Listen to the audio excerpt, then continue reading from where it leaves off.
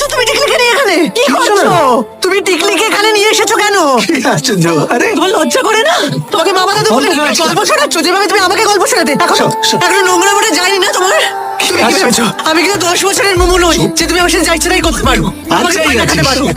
আমি তোমাকে বিশ্বাস করছি। আমি কিন্তু তোমাকে ওয়ার্ন করছি তুমি টিকলি ধারে কাছে ঘেসবে না, তাহলে কিন্তু আমার থেকে খারাপ কেউ হবে না বলে দিলাম আমি।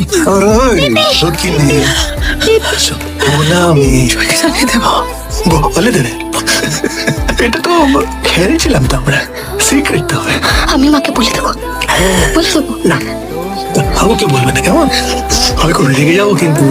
আমি বলে দেবো। বলছি না কিছু হয়নি। মামু রেগে গেলে কি করতে পারে তুমি তো জানো। ঠিক আছে।